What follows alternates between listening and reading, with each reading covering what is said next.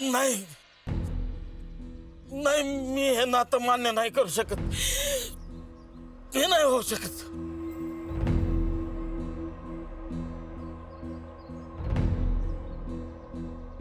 छोटे मालक, आम्ही तुमच्या सुखाच्या आड नाहीये ना. माझी परवानगी आहे.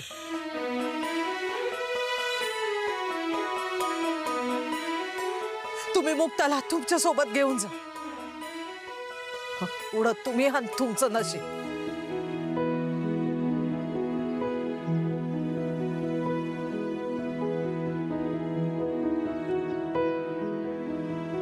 बाबा बाबा तुम्ही कसला विचार करताय? मला पण असं वाटतंय असं व्हावा,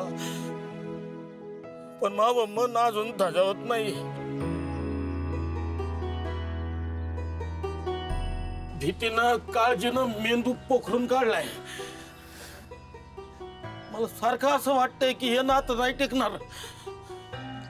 माया मुक्ता सोबत काहीतरी वाईट घडण, तिला त्या घरातून हाकलून काढतील, बाहेर काढतील. नाही नाही, याचा अर्थ तुमचा माझ्यावर विश्वास नाहीये. तसं नाही मालक, पण बाप म्हणून तुमची काळजी मी समजू शकतो, पण माझ्यावर विश्वास ठेवा.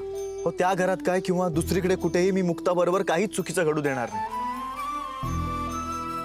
तिचा नवराच नाही, तिचे वडील, तिची आई बनून मी तिची काळजी घेईन. मुक्ताला ठेचही लागू देणार नाही. सारंग,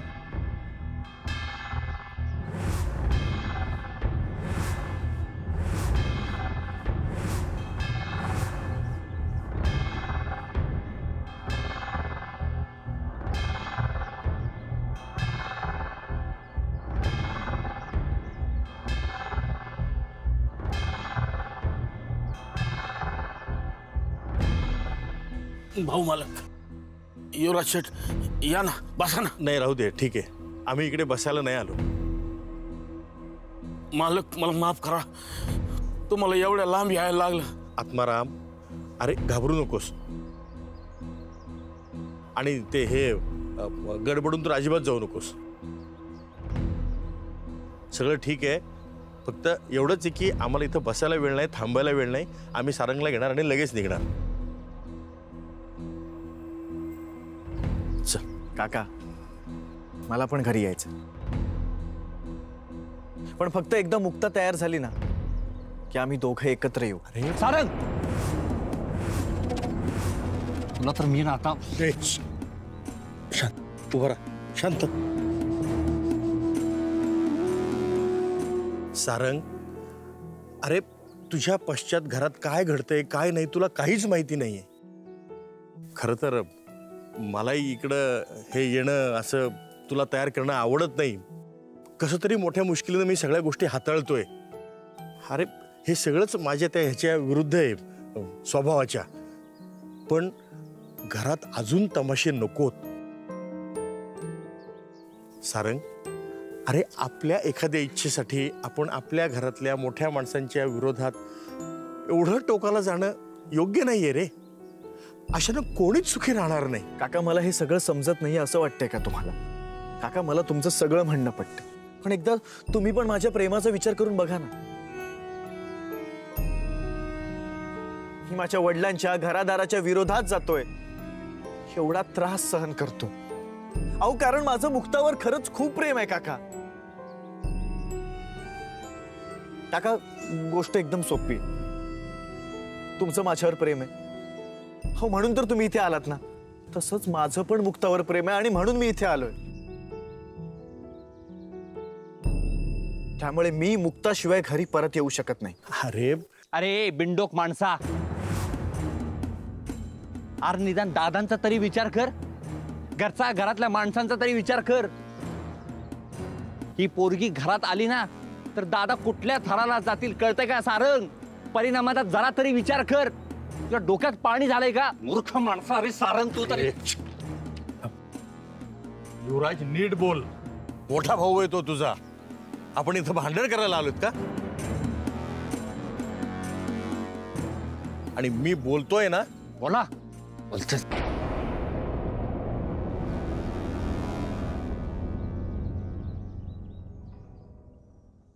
सारंग, अरे तुझ्या वडिलांची आज समाजामध्ये ती जी ही आहे ना इज्जत, ती इज्जत कमवण्यासाठी त्यांनी संपूर्ण आयुष्य खर्ची घातलंय रे.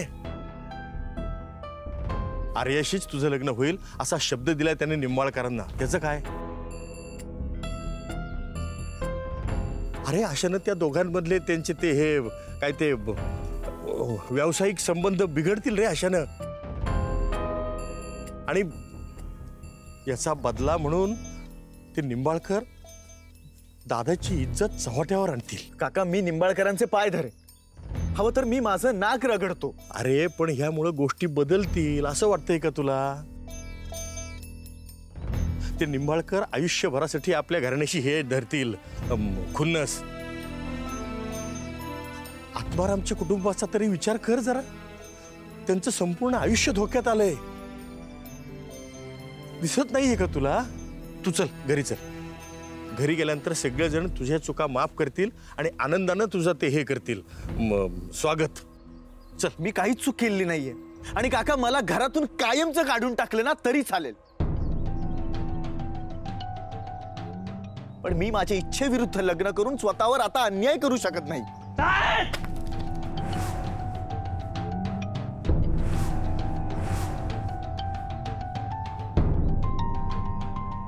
काका, तुमच्यासाठी तुमची इज्जत पणाला लागली ना काका, तसं माझ्यासाठी माझं प्रेम पणाला लागलं.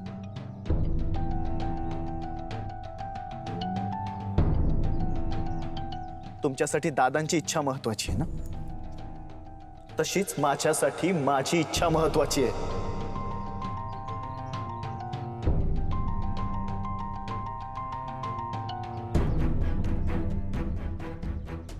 राव दादांनी तुला सारंगला परत आणायला सांगितलंय आणि मला त्यांची आज्ञा पाळावीच लागणार आहे. अशी संधी पुन्हा पुन्हा येत नसते.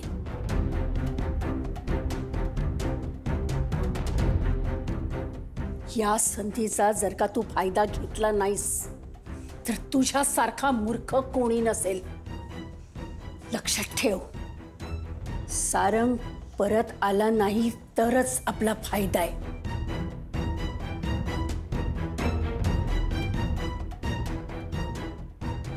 आणि आला तरी जिवंत परत येणार नाही.